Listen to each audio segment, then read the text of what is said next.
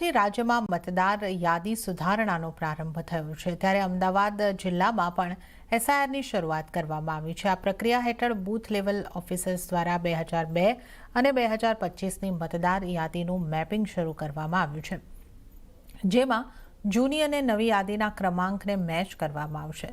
મેપિંગનું કામ પૂર્ણ થયા બાદ બીએલઓ 1 મહિના સુધી ઘરે ઘરે જઈને ફોર્મ આપશે અને ભરેલા ફોર્મ પરત લેશે। આ કામગીરીનો મુખ્ય હેતુ મતદાર યાદીમાંથી ખોટા નામ કે ડબલ નામને દૂર કરવાનો છે।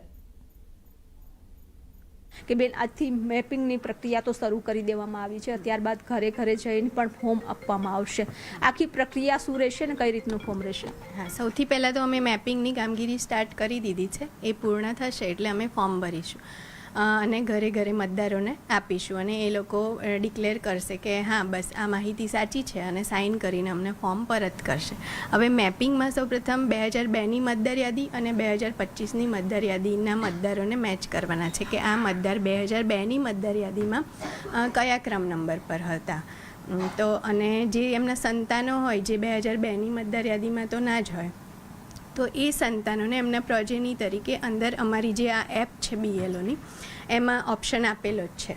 તો એમાં પ્રોજેની તરીકે એમના સંતાન હોય, ધારો કે દીકરો હોય દીકરી હોય, તો એનું અમારે મેપિંગ કરવાનું છે।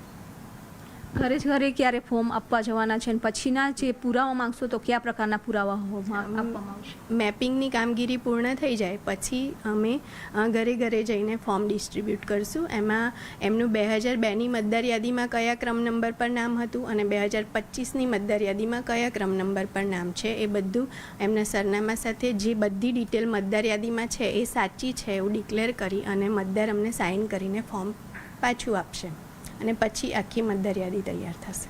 મને કે કોઈ એવું લાગે છે શંકા કે આમના પુરાવા માંગવા પડશે, તો કયા પ્રકારના પુરાવા એમને આપવા પડશે? કારણ કે ઘણા બધા એવો હોય છે કે 2002માં અલગ જગ્યા ઉપર રહેતા હોય છે અને 2025માં એ અલગ જગ્યા પર વસવાટ કરી રહ્યા છે અથવા તો સિટી અલગ હોય છે।